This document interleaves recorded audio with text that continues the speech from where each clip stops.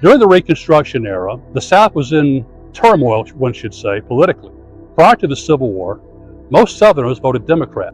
But during the Civil War and just after the Civil War came the ascendancy of the Republican Party, or the party of Abraham Lincoln. But very few Southerners supported the Republican Party. There were a few Southerners, though, who did support the Republican Party, at least nominally. And they also took advantage of the poor conditions of their fellow Southerners. And those people are often referred to as scalawags. And we'll examine the murder of one particular man who was called a scalawag, John Walter Chicken Stevens. This is a murder that occurred in 1870, right here behind us.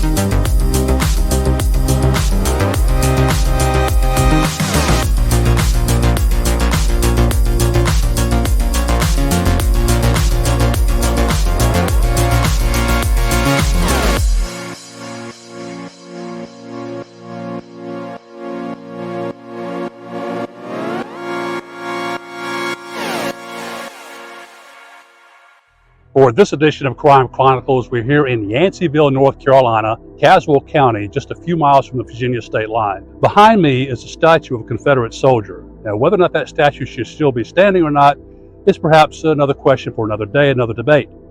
But it does offer a segue into the topic we're going to cover in this segment, and that is murder that occurred in 1870 in the era of Reconstruction, just 5 years after the Civil War ended. Now, after the Civil War ended, the South was in ruins, politically, socially, economically, and Caswell County was no exception. John Walter Stevens grew up in North Carolina. He acquired the nickname Chicken, not because of cowardice, although he did pay someone to take his place to fight in the Civil War, which is very common for men of wealth in those days. He got the name because of a dispute with a neighbor in Wentworth, North Carolina. This neighbor had chickens that were always going on to Stevens' property. Stevens didn't like this, so one day he catches two chickens, kills them, takes them to the neighbor and says, "These are yours, do you want them?" And they say more or less, heck no, if you will. And so he takes the chickens home and dresses them and eats them himself. Now the neighbor swears out a warrant for Stevens for stealing his chickens. Stevens spends the night in jail, and the next day the two men meet, Ratliff, the neighbor, and Stevens, and gunfire erupts. A bystander is wounded but recovers. So that's how he got the name Chicken Stevens. Thanks to playing his cards right politically, John Walter Chicken Stevens got himself elected state senator from North Carolina, from this area I should say, and he was close allies with the Republican governor, William Holden, who was enormously unpopular in this part of the country. Stevens bore the title scalawag because he profited, if you will, or exploited the plight of his fellow Southerners. What kind of man was Stevens? The opinions are divided. Some say he was a good man, some say he was an arsonist, a thief, or that he even killed his mother, but we're not sure about that. But in any case, he was very unpopular with a significant segment of the population here in Caswell County. Among the people that didn't like John Walter Chicken Stevens were members of the Ku Klux Klan, or Ku Kluxers, as they were called in newspapers in those days. Stevens knew there were threats on his life. He took out a life insurance policy not long before he died. He even had a cage built around his bed to ward off attackers inside his home. So what got him to this point?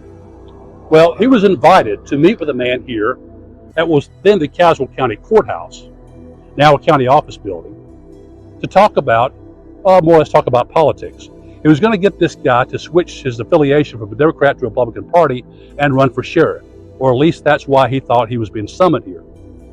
But this is a Saturday evening. He thinks he's safe, even though he knows there are threats on his life. He's in the middle of town in a crowded courthouse. What can possibly happen? Well, what happened was John Walter Chicken Stevens was murdered inside the courthouse you see behind me.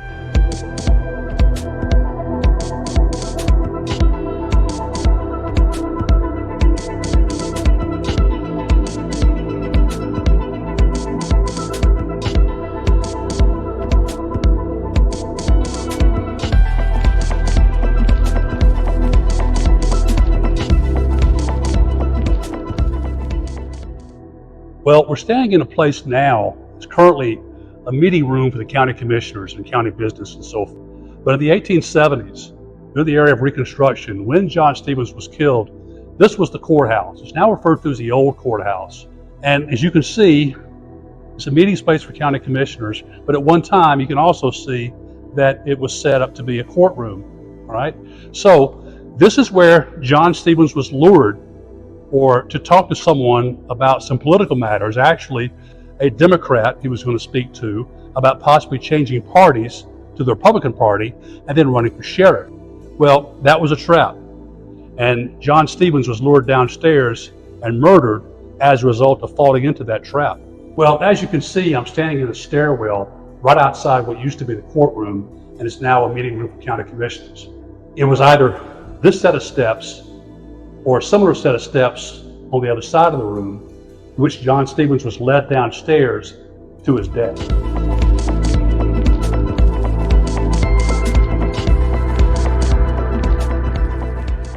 Well, I'm here in what used to be the Caswell County Courthouse here in Yanceyville. Now it's just office buildings.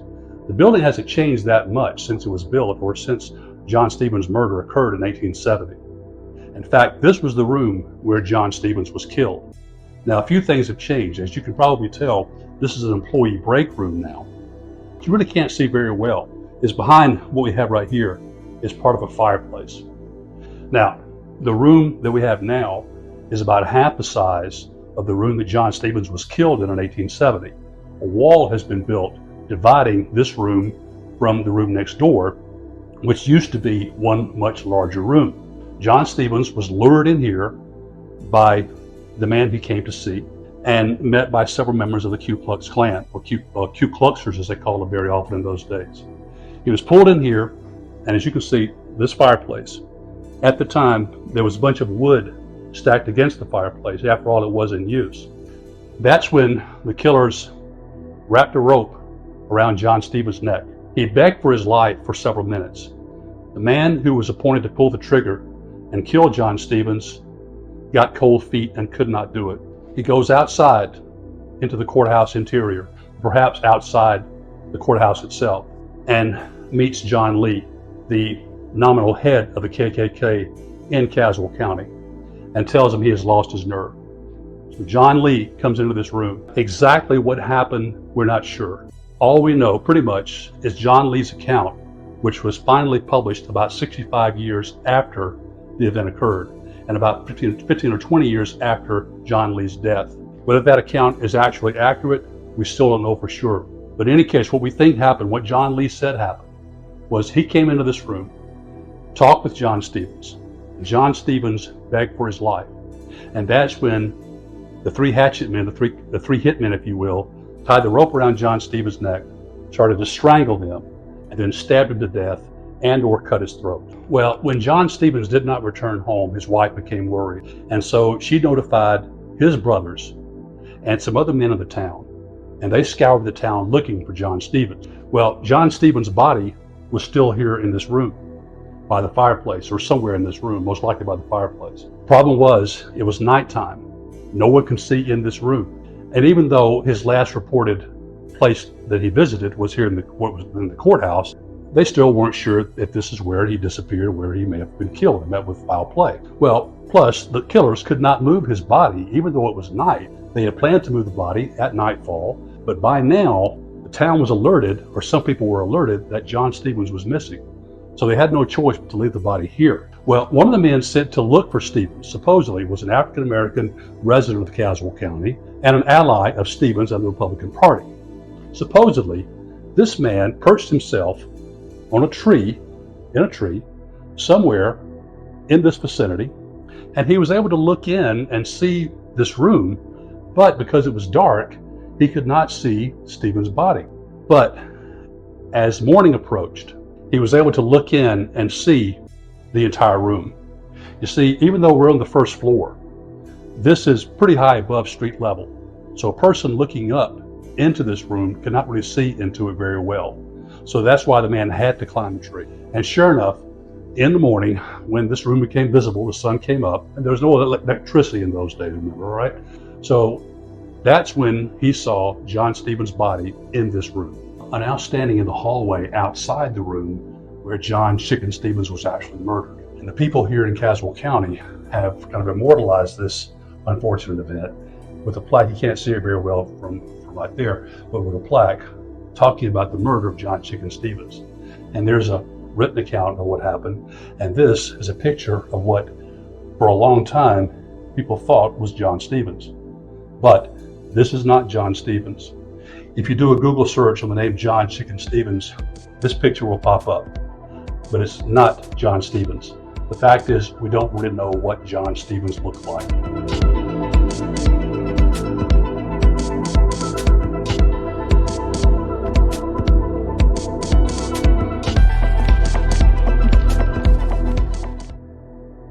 Here lies John Stevens, so John Chicken Stevens. Now, what I'm showing you is the back of the headstone, because the lighting is just too bad to show you the front, at least in this video right here. We'll show you a still in this podcast in a second.